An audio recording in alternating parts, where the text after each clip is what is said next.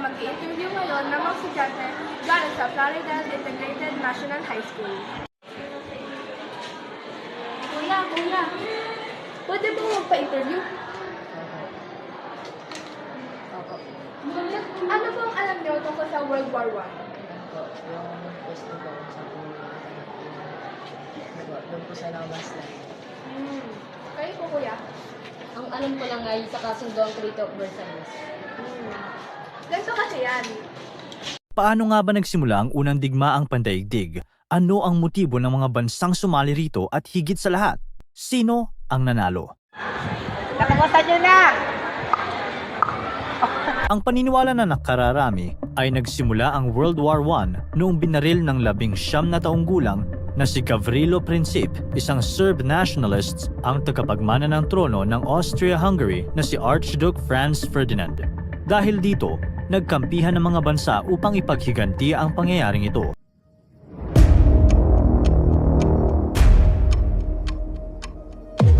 Pero, teka lang, ang kwentong ito ay tip of the iceberg pa lamang dahil ang alitan ng mga bansang kasali sa World War I ay nagugat mula pa noong 19th century.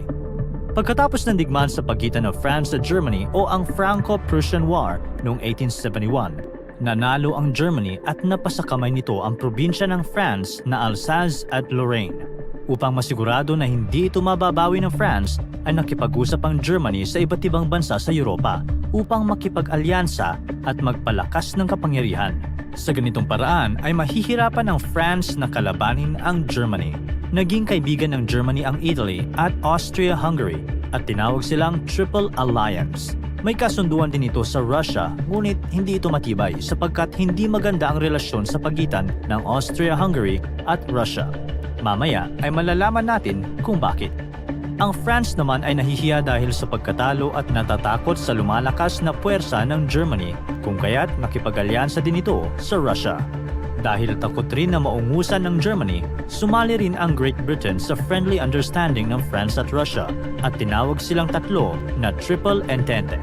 Ang hangarin noon ng Germany ay mamuno ang kanilang lahi sapagkat may paniniwala silang sila ang superior race.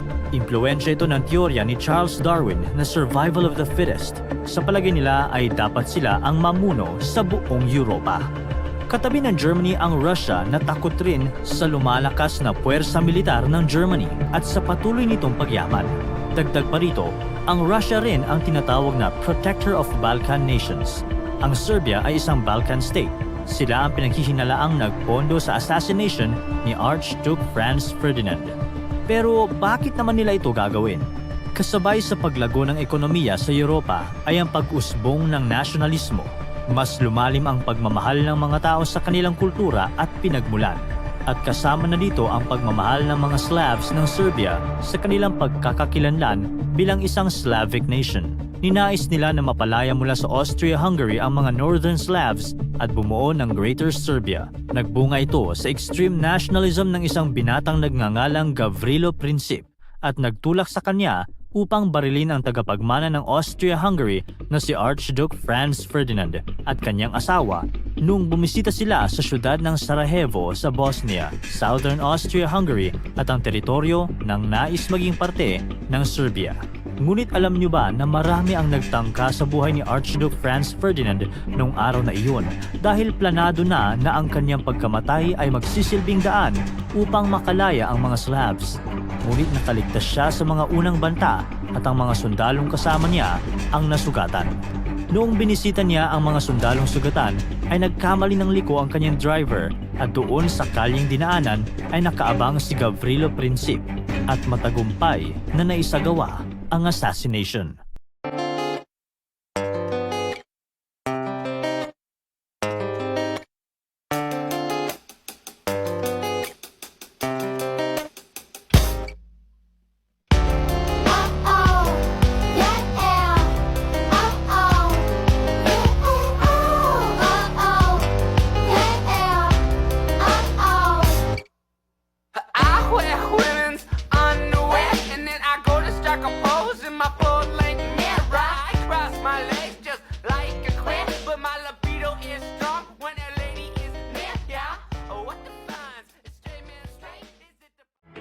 Men go